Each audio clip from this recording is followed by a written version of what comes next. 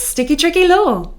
On the 31st of January 2020, the UK formally withdrew from the European Union, following the ratification or conclusion of the Withdrawal Agreement between the UK and the EU. The UK is no longer a member state of the EU. A transition period began on the 1st of February, which is currently scheduled to end on the 31st of December 2020. During this transition period, the UK is still part of the European Single Market and Customs Union, and will continue to apply EU laws as if it were a member state, including ones that come into force during the transition period. This means that goods, people, capital and services can cross borders between the UK and the EU on the same way as before, operating under the same EU rules. The difference is that the UK does not have a commissioner, members of the European Parliament, and is not part of the European Council, and so does not have representation in the decision or lawmaking of the EU. During the transition period, the UK and EU are expected to negotiate and conclude an agreement on their future relationship. While the withdrawal agreement covered withdrawal issues only, that is, for example, the Northern Ireland border, the financial settlement and citizens' rights, the future agreement must include many more and more complicated issues, primarily how goods and services will be traded between the UK and the 27 countries of the European Union. One of the most difficult issues to resolve concerns regulatory divergence, or where the EU and UK have different rules and standards,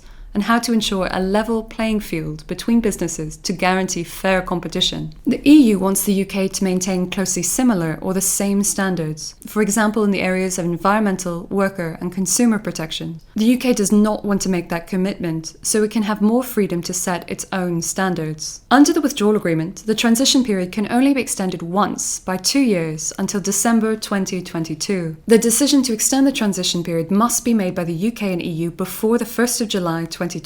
In order to ratify or conclude the future agreement, the UK Parliament will need to approve of it, in addition to a qualified majority of the European Council with approval of the European Parliament. It is also possible that if the agreement covers certain sensitive areas, unanimity in Council will be required for ratification, and so, in effect, all EU member states could have a veto over any draft agreement. If there is no agreement by the end of this period, the UK, with the exception of Northern Ireland, is expected to trade goods with the EU on WTO or World Trade Organization terms. Beyond this, there will be significant uncertainty as to how other aspects of cooperation and investment would work without any agreement.